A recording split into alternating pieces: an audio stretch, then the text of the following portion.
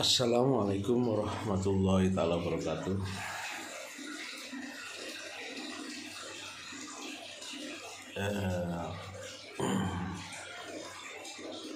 Kita akan mengungkap kebenaran yang selama ini ditutupi oleh para setan-setan dan para iblis yang tidak suka melihat kemuliaan manusia.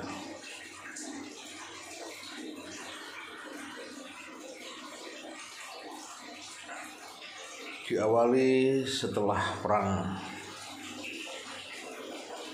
kaum Izazil,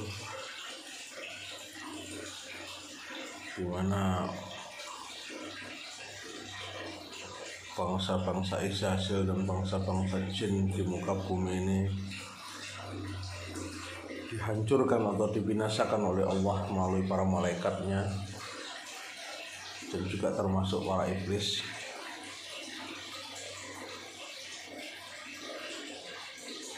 Sehingga bumi sebagian menjadi lengang. Ada beberapa klan-klan Izazil yang melarikan diri mungkin ke dasar bumi karena mereka memiliki kemampuan sehingga dibiarkan dan terselamatkan. Lalu setelah itu Jaan sebagai panglima tertinggi, dia merasa berkuasa, merasa yakin bahwa bumi ini akan diperuntukkan untuk Banu Jan atau Bani Jaan atau keturunan Jaan.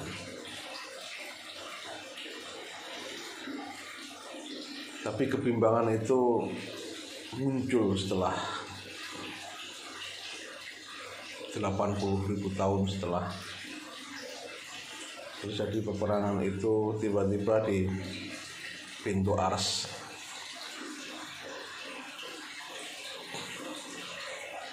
ada tulisan kalimat-kalimat Allah yang sangat indah.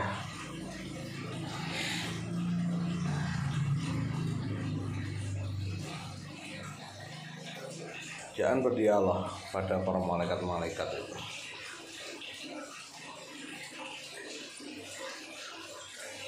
Begitu indahnya kalimat-kalimat itu. Untuk siapakah kalimat itu diberikan? Maka para malaikat menjawab,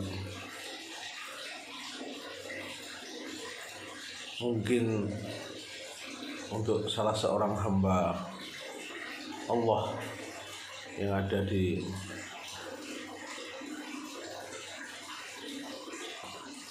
salah satunya yang ada di jagat raya ini, karena kurang keyakinannya iblis dengan kalimat-kalimat yang agung itu untuk siapa, maka iblis bertanya langsung kepada Allah, ya Rob, untuk siapakah kalimat-kalimat ini yang kau ciptakan? Allah menjawab, untuk hambaku, makhlukku yang akan kelak aku ciptakan dan akan menjadikan khalifah di muka bumi. Iblis pun protes, ya Allah, kurang apakah diriku? Tidakkah kau melihat begitu tunduknya aku, begitu patuhnya aku? Jangan sampai ciptaanmu nanti akan menumpahkan darah seperti yang sudah terjadi pada bangsa-bangsa yang lain, makhluk-makhluk yang lain yang menghuni bumi. Lalu Allah menjawab,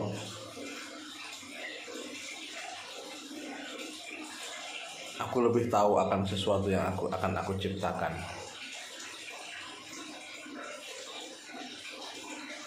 Ya, setelah itu iblis pergi dengan kegalauan dan kebimbangan.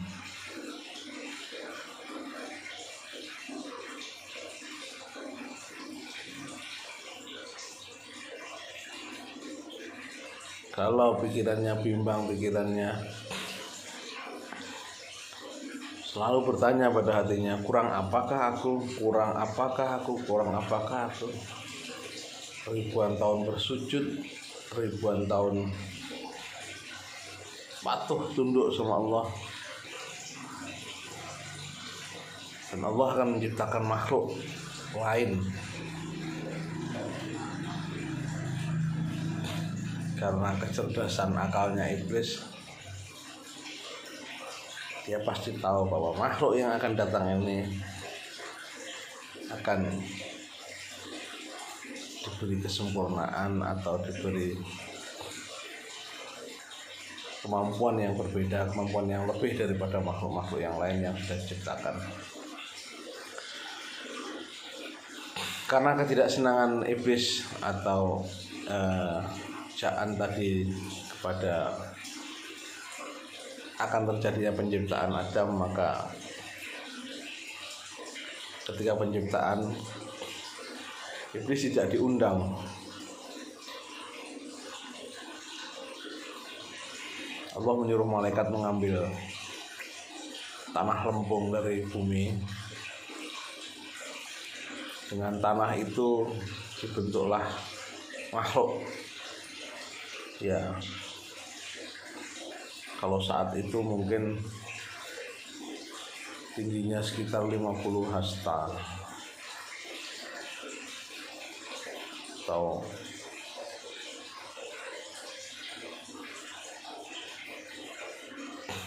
(50 meter). Ada yang bilang 50 meter, ada yang bilang sekitar 37 meter.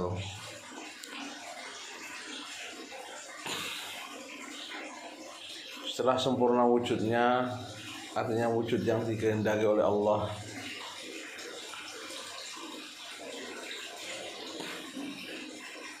wujud yang tidak menyerupai apapun di dunia, dan wujud yang belum diciptakan oleh Allah sebelumnya, yaitu wujud manusia. Maka Allah meniupkan roh dalam diri Adam.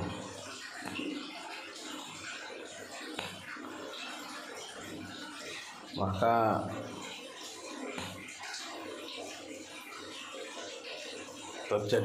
terwujudlah Adam itu sebagai makhluk yang dikatakan An-Nas.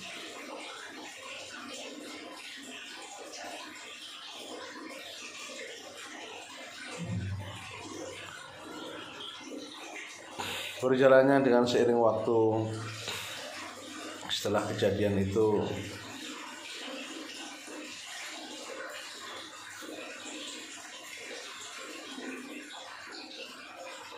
Allah ingin menunjukkan ciptaannya kepada para malaikat dan makhluk-makhluk lain di surga saat itu. Disuruh menghormati, bukan menyembah dalam artian menyembah dia, menyembah Tuhan. Kalau disuruh disamakan dengan menyembah Tuhan, itu artinya iblis juga tahu kalau itu kemusyrikan. Dia tidak akan menyembah manusia yang dia layak disembah hanya Tuhannya. Maka iblis tidak mau menghormati.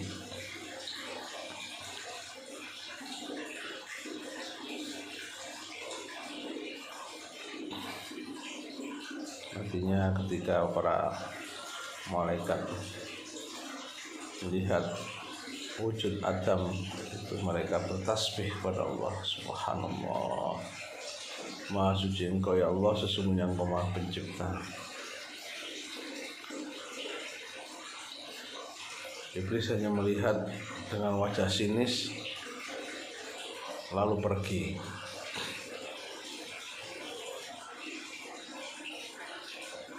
Kabar itu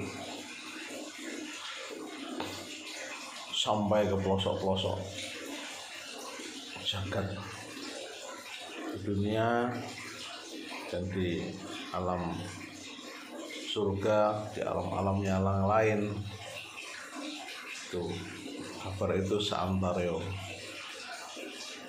bahwa Allah menciptakan makhluk manusia yang dianggap aksani takdir, ciptaan yang sempurna. Maka setelah sekian tahun, semua para malaikat saling bertanya, apa toh kelebihan Adam itu? Ya Allah, apa toh kelebihan Adam itu? Bukankah kami diciptakan itu sudah sangat istimewa? Engkau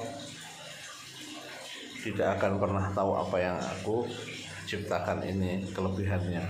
Jika kau ingin tahu, bertanyalah kepada dia. Apa yang kau akan tanyakan pasti akan dijawab. Allah memberikan anugerah kepada Adam itu pengetahuan, diajarkan pada jiwanya, diajar pada pikirannya bahwa dia mampu menjawab setiap pertanyaan. Seperti ini apa? Ini binatang apa? Oh, ini binatang ini. Ini makhluk apa? Oh, ini binatang ini. Itu apa? Itu gunung baratnya. Itu apa? Itu matahari. Itu apa itu? Itu air. Itu apa? Itu batu. Itu binatang. Itu tumbuhan.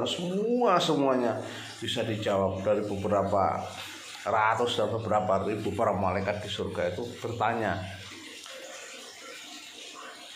Semua bisa dijawab oleh Allah. Semua bisa dijawab oleh Adam. Itu menimbulkan kecemburuan yang amat sangat.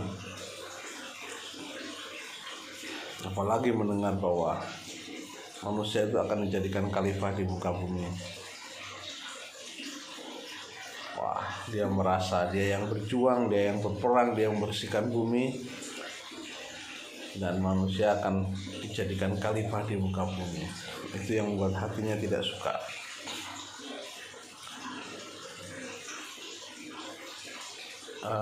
Dalam kesendirian Adam, dia melihat ada makhluk yang berpasang-pasangan.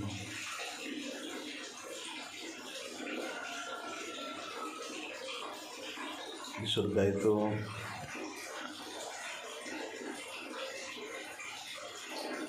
ada laki-laki, ada betina dan jantan untuk makhluk-makhluk yang lain.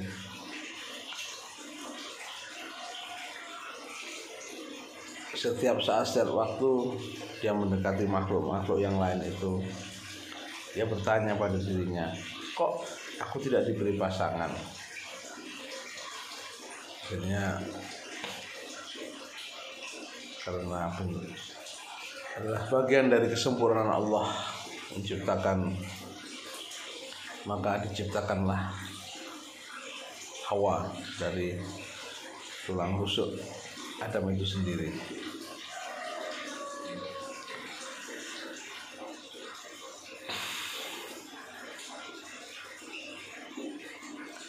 Setelah dijadikan dari tulang rusuk sendiri dan dipakaikanlah pakaian seperti yang dulu diberikan kepada Nabi Adam, yaitu pakaian nur, pakaian cahaya, pakaian kesucian. Begitu juga kepada Hawa diberikanlah pakaian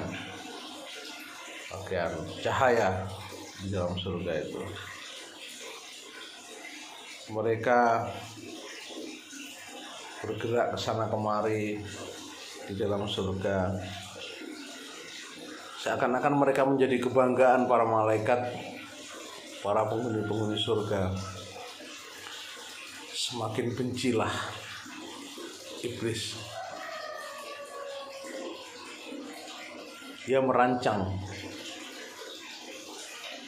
bagaimana agar Adam ini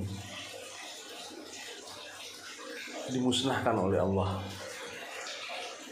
dan tidak jadi diturunkan ke dunia.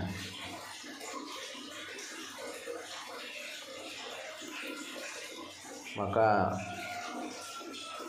dibuatlah rencana untuk menghancurkan Adam, agar Adam dimasukkan ke dalam neraka dan dimusnahkan, sehingga tidak ada lagi yang namanya manusia dan tidak ada lagi khalifah di muka bumi kecuali iblis dan keturunannya Banu Jan. Maka saat itulah dibuat rencana, ketika Adam sering ditanyakan, apa yang bisa, semua yang ada di surga ini boleh kamu lakukan, tapi ada satu yang tidak boleh kamu lakukan, adalah memakan buah kuldi. Nah,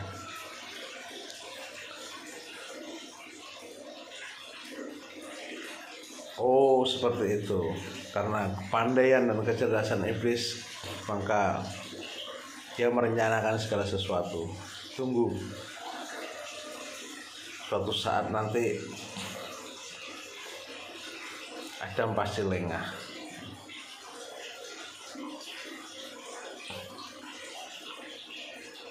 Nah, makanya iblis diusir dari surga turun ke bumi itu bukan karena kesombongannya, bukan salah kalau orang menilai bahwa mengatakan bahwa iblis diusir ke dunia, diturunkan ke dunia karena kesombongannya, bukan.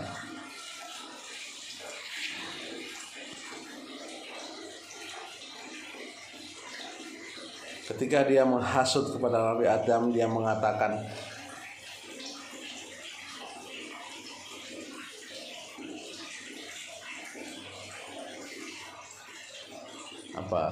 mengatakan bahwa iblis disuruh Allah menyampaikan bahwa sejak saat itu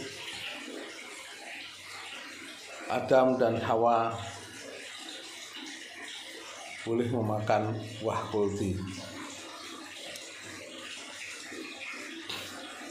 Mengingat hal itu, Adam tidak percaya begitu saja. Tapi iblis bilang, wallahi, aku termasuk orang yang bisa engkau percaya. Ya. Tanyakan kepada malaikat-malaikat yang lain bahwa aku adalah imam mereka. Nah, karena patuhnya kepada Allah, karena iblis mengatakan wallahi, demi Allah, artinya dia menyuruh itu mengatasnamakan Allah.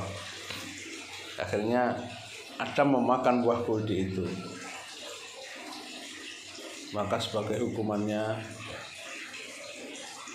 atas tindakan itu, baju zirah, baju cahayanya menghilang, sehingga mereka menjadi telanjang. Karena mereka malu, mereka menutupi tubuhnya dengan daun-daun surga.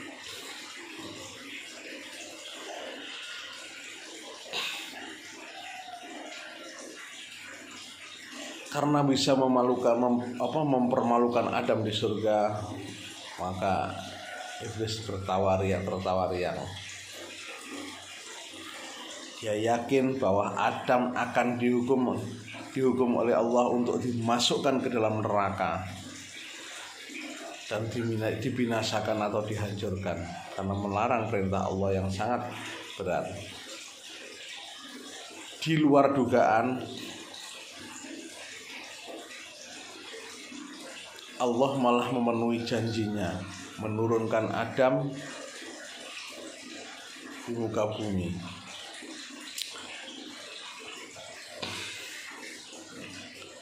Apakah Adam bersalah? Adam berdosa? Sama sekali tidak. Adam sama sekali tidak bersalah dan Adam sama sekali tidak berdosa. Karena memang Adam itu berasal dari bumi dan sudah layaknya dia diturunkan ke bumi.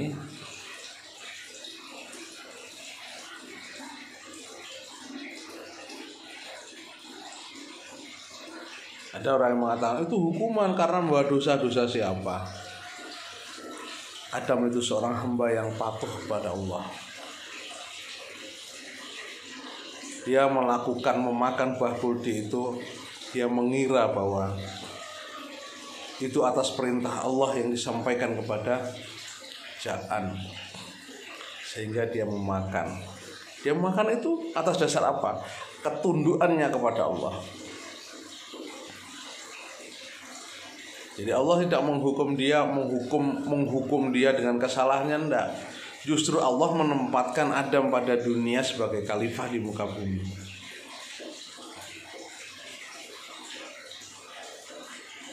Berdosakah Adam? Oh, sama sekali tidak berdosa. Salah saja Adam tidak bersalah.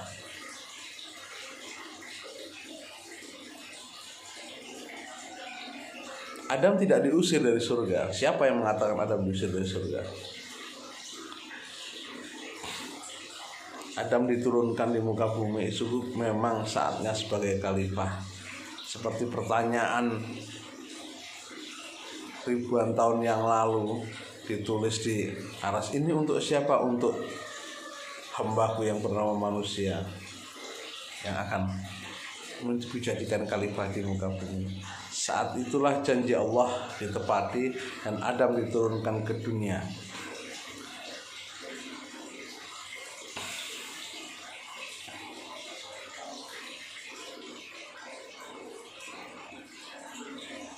Adam diturunkan di India, sekitar India Timur, dan Hawa diturunkan di Afrika. Dan akhirnya mereka bertemu di Jabal Rahmah.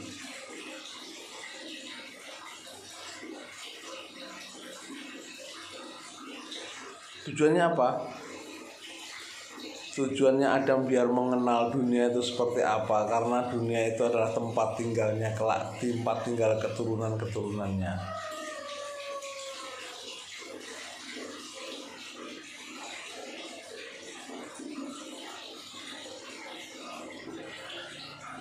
Ketika dalam kesendiriannya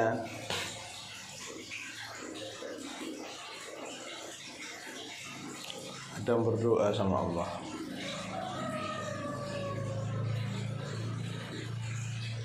Doa yang dipanjatkan Nabi Adam itu pun diajarkan oleh Allah kepada Nabi Adam. Rabbana zalamna anfusana wa illam taghfir lana wa tarhamna lanakunanna minal khasirin.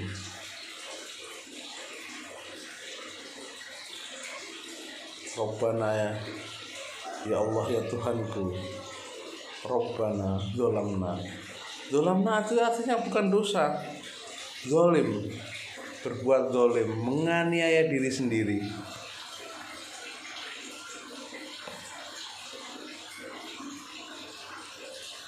Maka Allah mengampuni segala dosa-dosanya, dan dia memang tidak berdosa dan tidak bersalah. Apa yang dia lakukan itu karena diprank sama iblis dengan tujuan agar Adam dihancurkan, dimasukkan ke dalam neraka, dan ternyata malah Adam diturunkan ke muka bumi sebagai khalifah.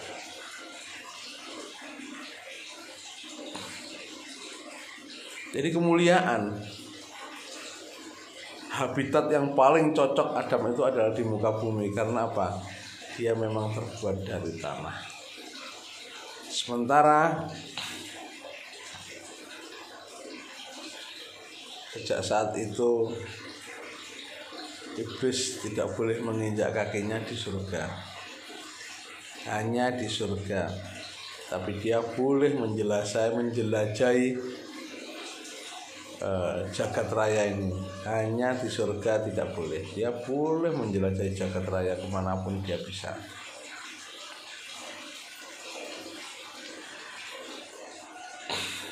Kebenaran ini ditutup-tutupin sama iblis dan ditanamkan kepada kita bahwa Adam itu berdosa. Artinya dengan merendahkan citra Adam, seakan-akan Adam itu sama buruknya dengan iblis. Padahal enggak. Allah selalu membimbing Adam, selalu memberi petunjuk kepada Adam melalui para malaikatnya, melalui ilmu hikmahnya yang ditanamkan dalam dirinya.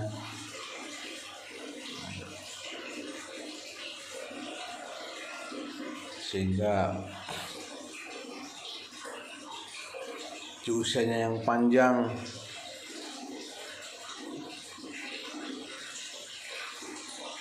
ya, ketika dia memiliki putra keturunannya yang Nabi Nuh. Nabi Nuh itu di saat Nabi Nuh hidup itu Adam masih ada, masih hidup.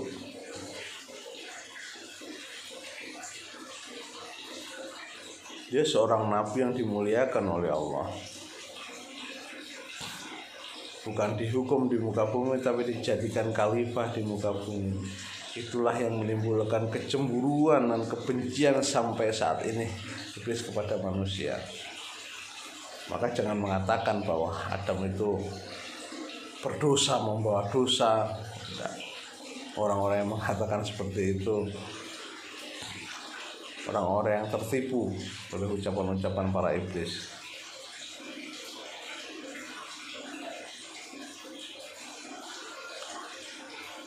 Sekian dulu, ini awal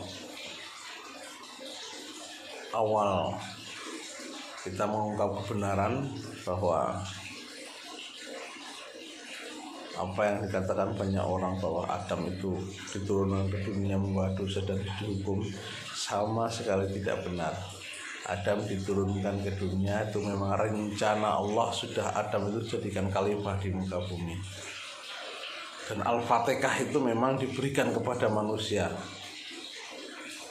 hanya kepada manusia, juga kepada bangsa jin yang mau beribadah kepada Allah Subhanahu wa Ta'ala, agar mindset kita menjadi jelas, terang, martabat sebagai manusia itu tinggi,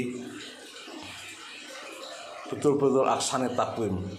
Tapi jika kalian mengikuti petunjuk-petunjuk iblis, maka jadi asfalas safilin. Dalam surat At-Tin, itu dari sampai watin sampai wahadzal baladil amin, dari surat ayat pertama itu disebutkan watin wazaitun waturisinin wahadzal baladil amin, itu waturisinin wahadzal baladil amin, itu semua menyimpan sejarah para nabi dari Adam sampai Gunung Tursina, atau 10 perintah Allah yang diberikan kepada kami Musa. Nanti kita lanjutkan dalam lain hari tentang hal penciptaan manusia dan Adam. Artinya kita menunjukkan kebenaran yang sejati itu seperti apa, bukan kebenaran yang ditutupi dan diselipkan karakter-karakter iblis yang buruk ke dalam diri kita. Bukan, manusia itu aksan takwim, tapi bisa menjadi asfalas safilin, serendah-rendahnya. Kita tutup sampai di situ. Nanti lain hari kita lanjut lagi bagaimana penciptaan dan karakter iblis dan karakter manusia itu seperti apa. Semoga bermanfaat untuk umat muslim semua dan murid-muridku di Budi Suci 7 Bintang. Dan ini juga semoga berguna untuk umat-umat yang lain, bahwa ingat bahwa Adam diturunkan ke dunia karena berdosa, memakan buah kuldi karena dianggap merasa bersalah atau disanggap salah, enggak sama sekali. Karena tujuannya iblis itu Adam tidak diturunkan di muka bumi, tapi dihukum di neraka atau dimusnahkan. Sementara Allah beri karunia diturunkan di muka bumi sebagai khalifah di muka bumi. Wabillahi taufiq wal hidayah. Wassalamualaikum warahmatullahi taala wabarakatuh.